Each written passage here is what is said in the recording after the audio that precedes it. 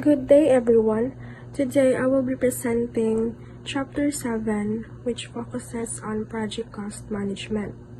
Project cost management is an important aspect of project management because it ensures that a project is completed within the approved budget.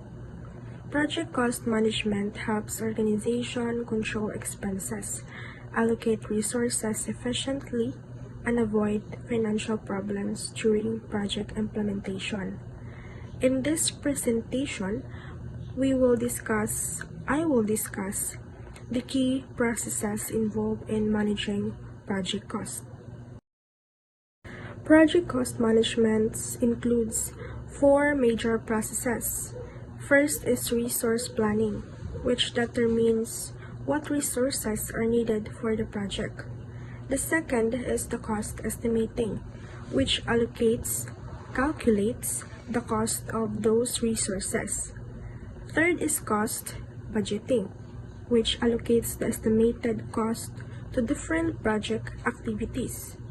And lastly, cost control, which monitors and manages project expenses to ensure that they stay within the approved budget. These processes work together to ensure effective financial management. And now let us begin with resource planning. Resource planning is the process of determining what resources are required for the project. These resources may include people, equipment, materials needed to complete project tasks.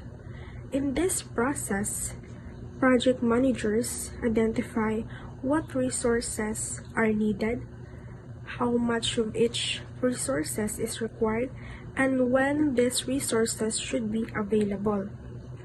Resource planning must also be closely coordinated with cost estimating because the type and amount of resources directly affect the total project cost. Here are some examples of resource planning in real situation. In a construction project, a team may hire consultants who are specialized in building codes to ensure the project meets safety and legal requirements. Another example is an automotive design, where a team may hire experts, attend training, seminars, or involve manufacturing staff to improve their knowledge and technique expertise. These actions help ensure that the project has the right people and knowledge needed to complete the work successfully. Resource planning requires several important inputs. First is the work breakdown structure, or WBS, which serves as the main basis for identifying the resources needed for each task. Second is historical information, which refers to data from previous similar projects that can help estimate resource needs. Third is the scope statement, which defines the project goals and justification. Another input is resource pool description, which identifies available people, requirements, and materials. We also consider organizational policies, which include rules related to staffing and procurement. Finally, activity duration estimates help determine the time required for each activity, which also affect the resources needed. One of the important techniques used in resource planning is alternatives identification. This involves identifying different possible ways to obtain the required resources. For example, instead of purchasing equipment, an organization may choose to rent or lease it. Similarly, the company may decide to hire new employees, outsource tasks, or use existing staff. Evaluating these alternatives helps project managers choose the most efficient and cost-effective solution. The primary output of resource planning is the resource requirements. This includes identifying the type of resources needed, the quantity of each resources, and how these resources will allocated to project activities. These resources may obtain through staffing or procurement depending on organizational capabilities. This output serves as the foundation for the next process, which is cost estimating. The next process is cost estimating. Cost estimating is the process of developing an approximation of the cost of resources needed to complete project activities. This process helps project managers understand how much money will be required to complete the project. Accurate cost estimation is important because it helps organizations plan their finances and avoid unexpected expenses. Several inputs are required when performing cost estimating. One input is resource requirements, which identifies the people, equipment, and materials needed. Another input is the work breakdown structure, which organizes the project into smaller tasks. We also consider activity duration estimates, since longer tasks usually require more resources and higher cost. Additionally, resource rates are used to determine the cost per unit of resources, such as hourly wages or material cost. Other important inputs of cost estimating is historical information, which provides data from previous projects. These are also estimating publications, which contain standard cost information used across different industries. Another input is the chart of accounts, which categorizes cost for accounting purposes. And lastly is risk factors are considered because unexpected issues may increase or decrease project cost.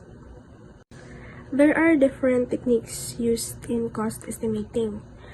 One common technique is analogous estimating, which uses cost data from similar past projects to estimate current project cost. Another technique is bottom-up estimating, where each task is estimated individually and then combined to determine the total project cost. Bottom-up estimating is usually more accurate, but it requires more time and effort. The main output of cost estimating is the cost estimates. These estimates includes the expected expenses for labor, materials, requirements, equipment, and other project needs. Another output is supporting details, which explains how the cost estimates were calculated, and additionally, the cost management plan may be developed to describe how much cost will be monitored and controlled throughout the project. Good day everyone, I am Syra Joy Evale, and today I'll be presenting the chapter 7, which is about cost budgeting and cost control. So first, it is important to plan how much money will be needed for each activity. This is where cost budgeting comes in. Cost budgeting is the process of allocating estimated costs to different project activities. It helps create a cost baseline, which serves as the approved budget for the project. This baseline is used to measure and monitor project spending. It is also helps project managers control costs and avoid overspending. Next is the inputs to cost budgeting. Several inputs are needed to prepare a cost budget. Cost estimates provide the expected cost of each activity. Then, the work breakdown structure or the WBS organizes the project tasks so cost can be properly assigned. The project schedule shows when activities and expenses will occur. Then the risk management plan includes contingency funds for possible risks or unexpected costs. Next is the tools and techniques. Cost budgeting uses the same tools as cost estimating to assign costs to project activities. Next is the output. The main output is the cost baseline, which is a time-based project budget. It is used to track and measure cost performance during the project. The cost baseline is often shown using an S-curve to illustrate how costs increase over time. Next is the cost control. Cost control is the process of making sure that project costs stay within the approved budget or cost baseline. It involves monitoring the project cost performance, recording approved changes, and preventing unauthorized changes. It also includes communicating with the stakeholders and taking corrective action if costs go beyond the plan. Cost control is connected with other project controls such as scope, schedule, and quality. Next is the inputs to cost control. Several inputs are needed to control the project cost. The cost baseline is the approved budget used to track spending. Performance reports provide information about the project's progress and cost performance. Change requests are proposed adjustment to the project budget or activities. The cost management plan provides guidelines and procedures for handling the cost variances. Next is the tools and techniques. Different tools and techniques are used to manage and control costs. A cost change control system is used to track and approve cost changes. Performance measurement helps identify the differences between planned and actual cost. Earned value management or the EVM compares the planned value, earned value, and actual cost to measure the project performance. Then, additional planning and computerized tools like software or spreadsheets are also used to track and forecast project costs. Then, the output. Another important output is the estimate at completion, which forecasts the total cost of the project when it's finished. It uses formulas that combine actual cost, budget at completion, earned value, estimate cost to complete, and cost performance index. It also includes project closeout, which refers to procedures for properly finishing or canceling a project.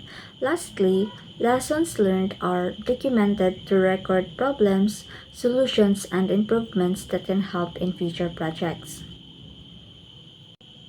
Overall, cost budgeting helps plan the project budget, while cost control ensures that the project stays within that budget. Both processes are important for managing project costs effectively. That would be all. Thank you for listening.